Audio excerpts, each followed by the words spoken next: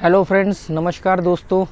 आज का वीडियो आपके लिए काम का हो सकता है। अगर आप गोवा आने की सोच रहे हो या गोवा आने का प्लान कर रहे हो या गोवा आने की तैयारी कर चुके हो, ऑलरेडी आपकी टिकट या फ़्लाइट बुक है और आपने यहाँ 1-2 महीने में आना है या 15-20 दिन में आना है या जो भी आपका मतलब गोवा को लेके प्लान है, तो ये वीडियो आपके लिए है। आपको इसमें कुछ चीज़ें काफ़ी हेल्प कर सकती हैं और तो ये आप वीडियो पूरा देखना। इसमें मैं आपको किस तरीके से आपको गोवा आने को प्लान करना चाहिए ये बताने की कोशिश करूँगा। आपको प्लान करने में हेल्प मिलेगी, Goa trip Goa tour plan बनाने में आपको मदद मिलेगी और गोवा में आने के बाद क्या क्या चीज़ें करनी हैं, क्या क्या चीज़ें देखनी है, क्या क्या चीज़ें छूटनी नहीं चाहिए, जैसे कि casino, water sports, north Goa, south Goa, ये सब चीज़ें।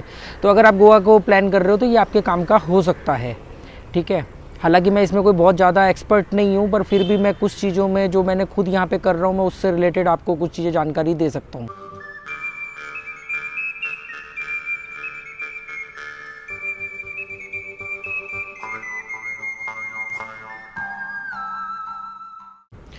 तो जैसे कि अगर आप 2 दिन, 4 दिन, 5 दिन के लिए अगर आप गोवा आ रहे हो, कहीं से भी आ रहे हो, तो फ़िलहाल तो गोवा में जैसे कि अगर आपने वैक्सीनेशन ली हुई है तो आपको दोनों वैक्सीनेशन कंप्लीट हो गया होना चाहिए। मतलब आपके दोनों डोज आपको लगी होनी चाहिए वैक्सीन की, और उसको कम से कम 14 दिन या उससे ज़्यादा दिन होने चाहिए। मिनिमम 14 दिन हो गए होंगे तो आप गोवा में आ सकते हो।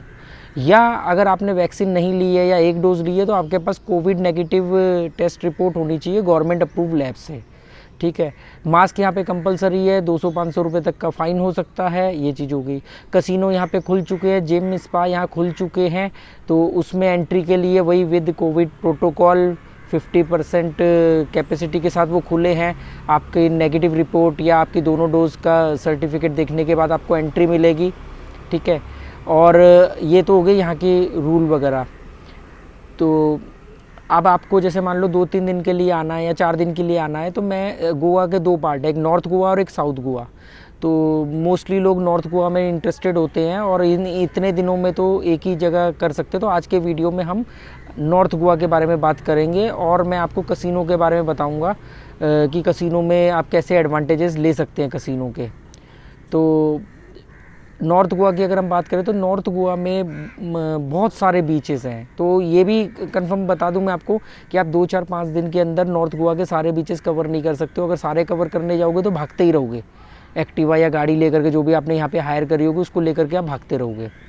तो जैसे आप आते हो तो जैसे कैलंगुड, बागा बीच, तो ये मेन बीच तो होते ही होते हैं, इसके लिए तो मतलब कोई कहने वाली बात ही नहीं, सबकी हिट लिस्ट में होते हैं।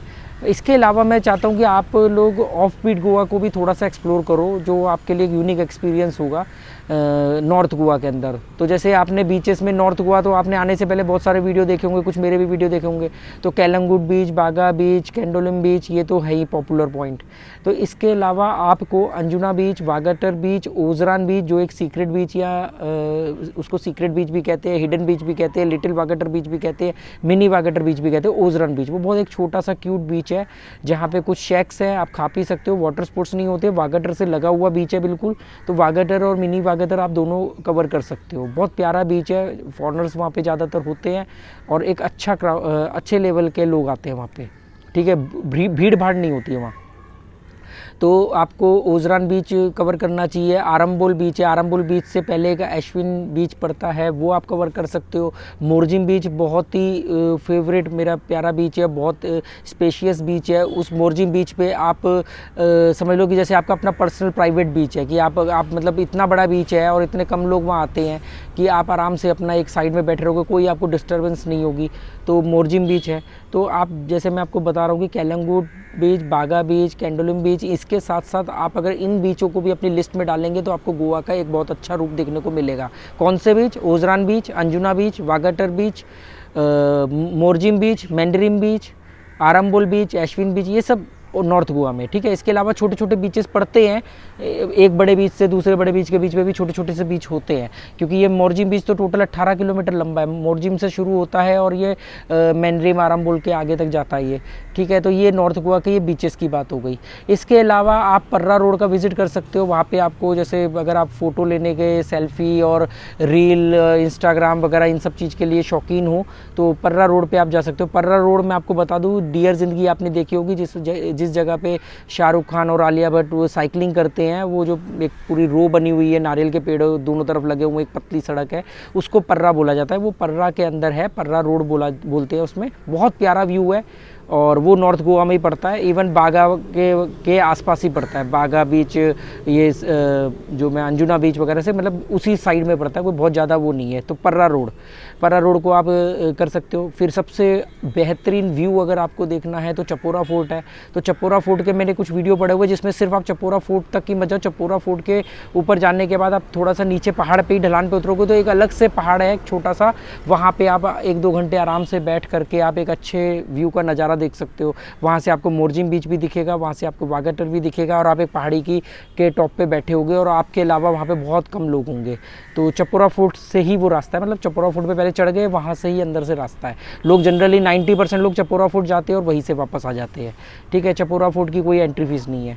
अगोडा फोर्ट जो एक जेल थी पहले कभी, तो अगोडा फोर्ट है, उसको भी आप देख सकते हो, ठीक है। रईस मागोस, ये बिल्कुल मांडवी रिवर के तरफ पड़ता है। मांडवी रिवर के समझ लो पार करने के बाद पंजिम आता है जो यहाँ की कैपिटल है जे, और मांडवी रिवर में सारे क्रूज कसिनो है। और मांडवी रिवर से पहले एक जगह पड़ती है रईस मागोस, वहाँ पे भी एक फ़ोर्ट है। कैमरे की एंट्री फ़ीस है, कैमरा ले जाने की फ़ीस है, आपकी भी एंट्री फीस है, पर चपोरा फोर्ट फ्री है पूरी तरह। तो जैसे आपको ये चीज़ हो गई, आप चपोरा फोर्ट देख सकते हो, अगोडा फोर्ट देख सकते हो, पर्रा रोड आपको जाना चाहिए। बीचेस में मैंने आपको बता दिया, ऑफ बीट जो बीच हैं उनको भी आप देख सकते हो। इसके अलावा अब आती है बात कि आपको कहाँ रुकना चाहिए तो कम पैसों में। तो मेरे ख्याल से जैसे आप आते हो तो आपको, जब आपने नॉर्थ गोवा की हम बात करें तो आपको नॉर्थ गोवा में रुकना चाहिए। पर नॉर्थ गोवा में कहाँ, अगर आप नॉर्थ गोवा में आते हो और पंजिम या पंजिम के आसपास कोई होटल लेकर के रहते हो तो वहाँ से आपको ये सारी चीज़ों के लिए दूरी पड़ेगी। तो आप वहाँ से पंजिम से तो आपको डोनापॉल और मीरामार ही नज़दीक पड़ेगा। पर जैसे अगर आपको मान लो वागाटर आना है, बागा आना है, केलंगूट आना है, चपोरा फोर्ट आना है, तो ये सब थोड़ा डिस्टेंस पे, तो क्यों ना आप एक ऐसी जगह पे रुको जहाँ से सारी चीज़ें आसपास हो। जैसे मेरा घर है तो मेरा घर जिस जगह पे है यहाँ से 8 किलोमीटर दूर बागा बीच है, 8.5-9 किलोमीटर दूर केलंगूट बीच है, 2 से 3 किलोमीटर दूर वागाटर बीच है, 3 से 4 किलोमीटर दूर अंजुना बीच है, ओजरान बीच, वागाटर बीच तो वॉकिंग डिस्टेंस पे, चपोरा फोर्ट वॉकिंग डिस्टेंस पे है, ठीक है। और घर के सामने ही नदी के उस पार, चपोरा रिवर के उस पार मोरजिम बीच है। अगर हम वो पूरा राउंड लेकर के ऐसे पीछे से जाते हैं ब्रिज से तो भी वो मेरे ख्याल से 7-8 किलोमीटर बैठता है। तो मतलब आप एक ऐसी जगह रुको जहाँ से आप ज़्यादातर चीज़ें कवर कर सको खुद ही बैठे बैठे। अब पंजिम से आप एक दिन में चपोरा फोर्ट और एक दिन में वागाटर, एक दिन में ओजरान नहीं देख सकते ना। मान लो आप 5 दिन के लिए आए तो आप 5 दिन डेली अप डाउन थोड़ी करोगे पंजिम से। तो आप ऐसी जगह पर रहो जहाँ से सारे बीचेस आपके 10 किलोमीटर के अंदर, 5 किलोमीटर के अंदर पड़े। आरम्बुल भी इसी साइड बीच है, रशियन बीच भी सारे इसी तरफ है। तो अगर आप गोवा आते हो तो आपको नॉर्थ गोवा में रुकना चाहिए। और नॉर्थ गोवा में भी कहाँ रुकना चाहिए उसके लिए मैंने आपको बताया कि आप नॉर्थ गोवा में वागाटर बीच के आसपास रुको।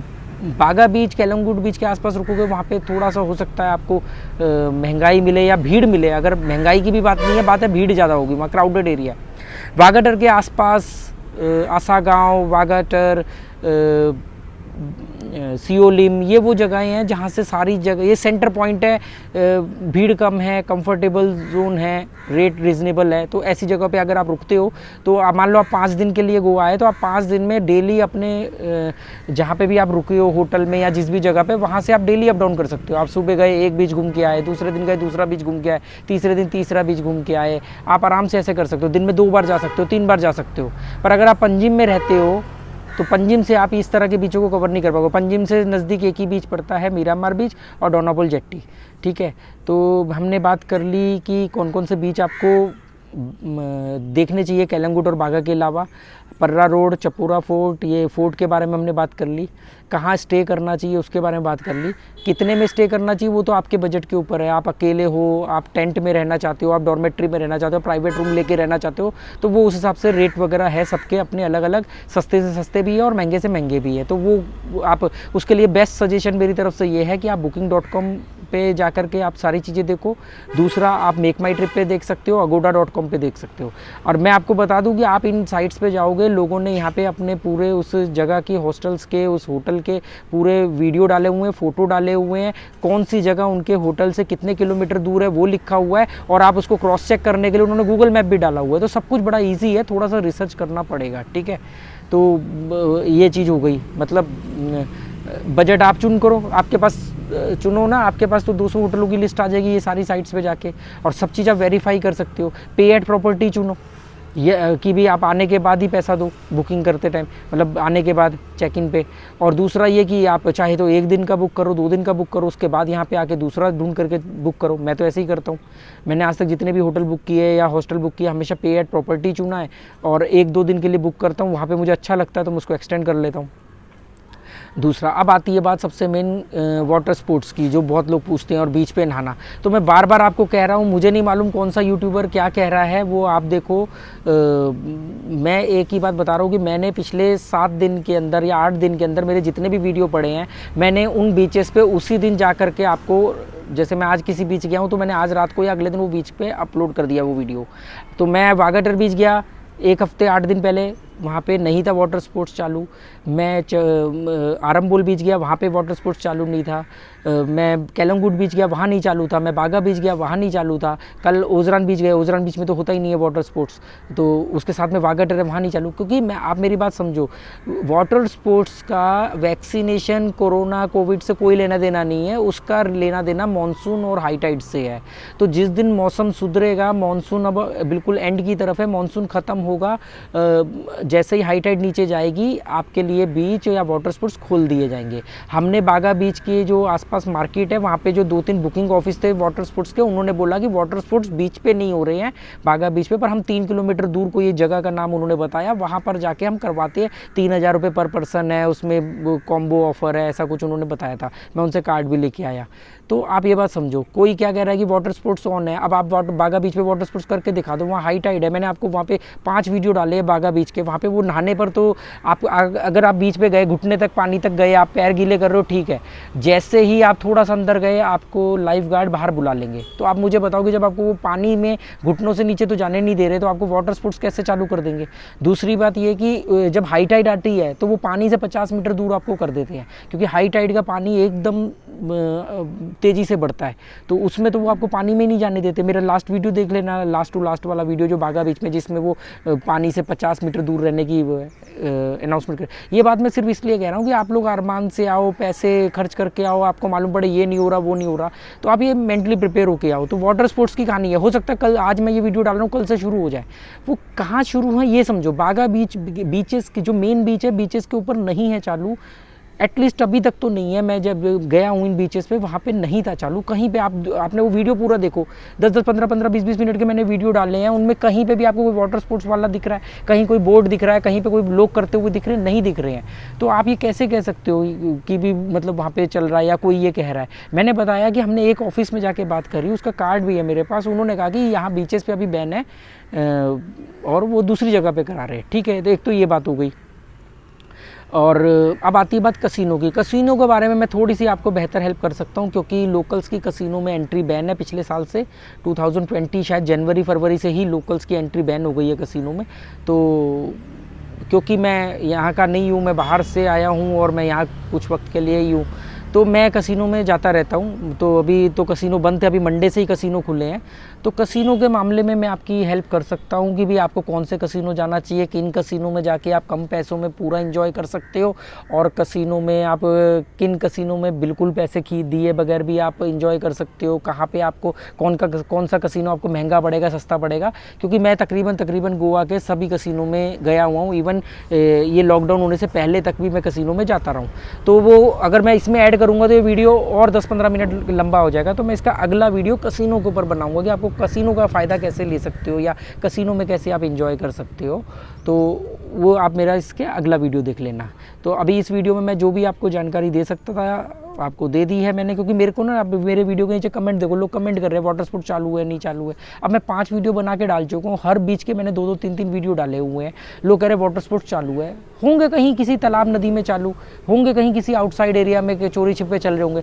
बीचेस के ऊपर जब मैं खड़ा था मैंने अपनी आंखों के सामने, मैं लाइव भी हुआ हूँ कई बार, नहीं वहाँ पे चालू है क्योंकि हाई टाइड चल रहा है, मानसून है। अभी 2 दिन से देखो अभी भी मौसम बारिश वाला हो रखा है। 2 दिन से तो बारिश भी बहुत ज़्यादा हो रही है, गणपति विसर्जन के बाद से बारिश बढ़ गई है थोड़ी सी गोवा में, ठीक है। कल भी पूरे दिन होती रही, परसों भी पूरे दिन होती रही, रुक रुक करके बीच में होती रही तेज़ बारिश।